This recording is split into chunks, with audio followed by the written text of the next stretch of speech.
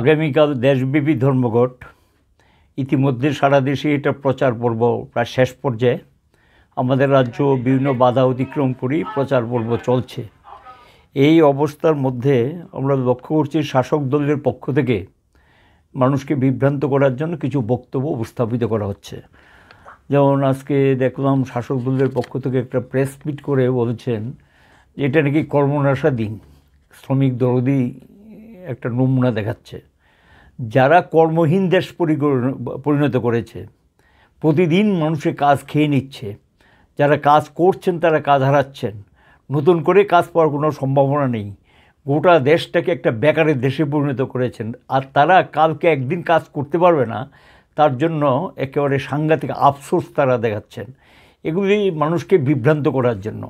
এই লড়াইটা কিসের, আন্দোলনটা কিসের? কর্মহীন দেশটাকে যাতে মানুষ কাজের সন্ধান পায়, কাজ যাতে পেতে পারে, তার জন্যই তো কালকের লড়াই।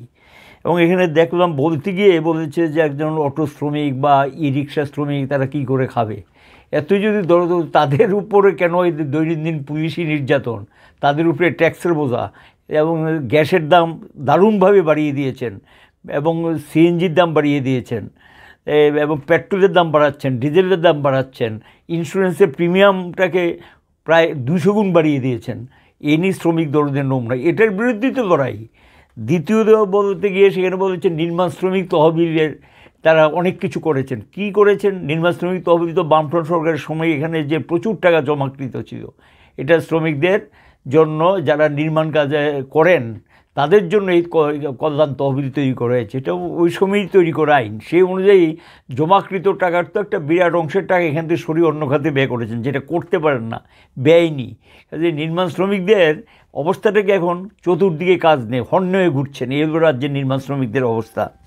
এবং এখানে বলতে গিয়ে তিনি চা শ্রমিকদের কথা তুলে এনেছেন। চা শ্রমিকদের কথা তিনি বলছেন, চা শ্রমিকদের অবস্থাটা কী?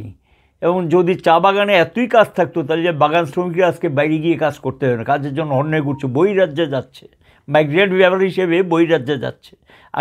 আগে তারা বাগানই কাজ পেত, মজুরি তারা সেই পরিমাণ বাড়ায়নি, জিনিসপত্রের দাম অনুযায়ী মজুরি বাড়াতা সেটা বাড়ায়নি। তারপর ঘর দিয়েছেন, জায়গা দিয়েছেন, এই সমস্ত তো অনেক আগেই আমরা এগুলো নিয়ে বলেছি।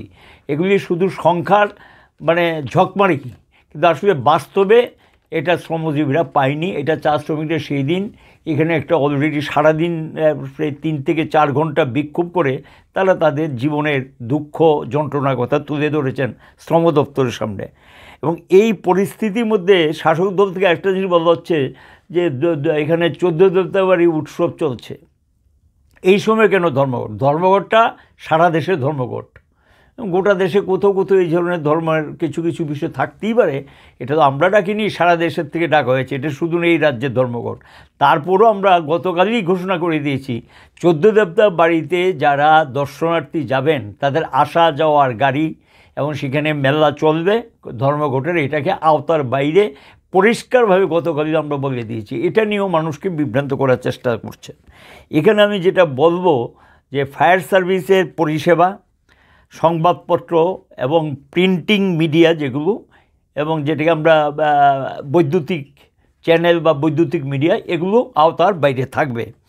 হাসপাতাল পরিষেবা আওতার বাইরে, বিয়ে থাকলে বিয়ের গাড়ি আওতার বাইরে, ওষুধপত্রের দোকান মানে মেডিসিন বা ফার্মেসি যেটাকে আমরা বলি, হোটেল, এগুলো আওতার বাইরে থাকবে। অ্যাম্বুলেন্স পরিষেবা আওতার বাইরে থাকবে।